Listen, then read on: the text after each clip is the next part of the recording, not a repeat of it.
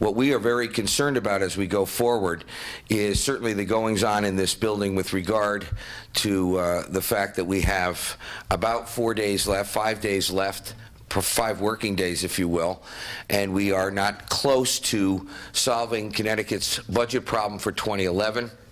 Nor have we taken any action to mitigate the structural hole we all know exists in the billions of dollars for 2012. I think how I would surmise the consensus revenue numbers is cautiously optimistic. What we do know, though, that these revenue estimates show is that our sales tax continues to sort of flatline. Our corporate taxes are continuing to underperform based on what we had projected. Our real estate conveyance tax is continuing to underperform. We also see a severe negative decline in our license, permitting, and fees.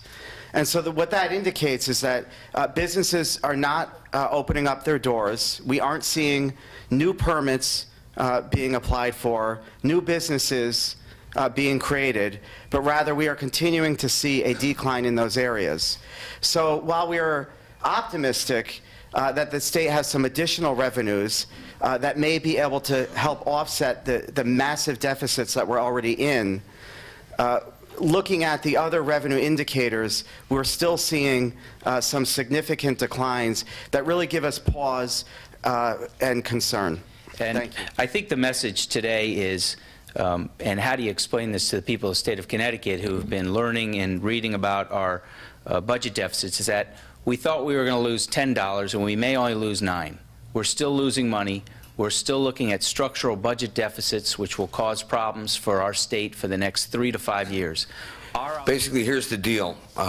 2 weeks ago, we, the House Republicans and Senate Republicans, put forth a balanced budget that took the state in a new direction and was cognizant of the deficits. We have to consolidate, make our government smaller by offering, under the circumstances and the restraints of the CBAC agreement, an early retirement plan which would allow us to have less employees, consolidate agencies, avail ourselves of privatization. These are new directions that take the state in a different way of doing business than we currently have, and will dramatically affect the projected deficits going outward. We find ourselves with this new revenue. When you run it through the budget we presented to you 2 weeks ago, we come up with a $467 million surplus that we recommend we apply to decreasing the amount the Democrats had forced us to securitize, $1.3 billion. I guess we didn't make this mess. We inherited it from our friends when they passed their budget. Within weeks, we found ourselves in deficit. We proposed various ways to clean up the mess. They have been ignored. We're once again ready, willing, and able to roll up our sleeves and help us out of this fiscal crisis. Concern is that our friends on the other side of the aisle have shown a very different direction they want to go in.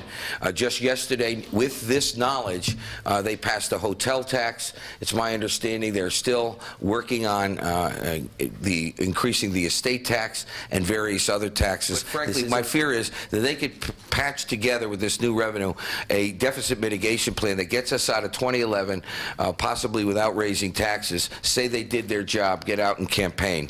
Wrong. We have to change the direction that we're going in. We cannot leave $4 billion worth of deficit to our successor legislature or the next governor.